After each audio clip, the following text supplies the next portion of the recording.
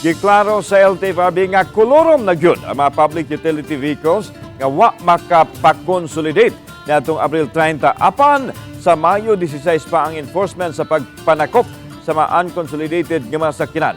Sayra nato ang istorya niini.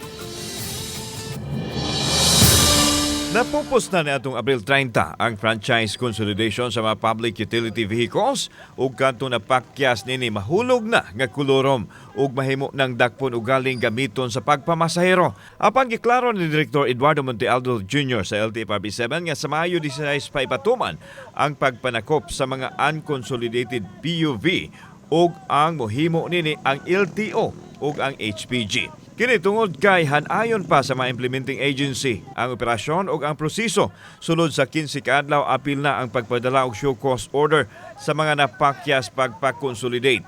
Nasairan nga 91% sa mga public utility jeepneys kon PUJ sa Central Visayas ang consolidated na nga naglangkob sa kapin 9,000 ka mga PUJ units. Di-revoke na sila pero nila na sila notice.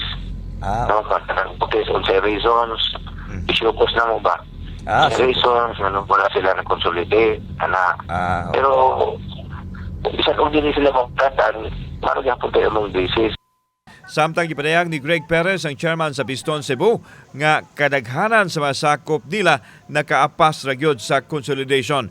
Apan adunay pipila ka mga miyembro ang wa gyud mo avail kay wa gihapon mawad-i sa paglaom nga ipawalay bilis sa labang hukmanan ang franchise consolidation. Nalauwan po na mo o makapagawas po og pero ang Supreme Court sa kini nga problema karon sa atong mga operator ug mga driver sir. Giklaro sab ni Perez nga way plano ang ilang pundok nga mangayo og aumento sa plitihan sa higayon nga fully implemented na ang modernization program. Gitan-aw nila ang sitwasyon kuno sa mga yanong sumasakay nga mapiktuhan apan wa ipadapli nini ang posibilidad nga mahitabo ang gipanglantawan nga fare increase sa umaabot. Kauban si Clover Lumayag, ako si Alan Domingo. Balitang Bisdak.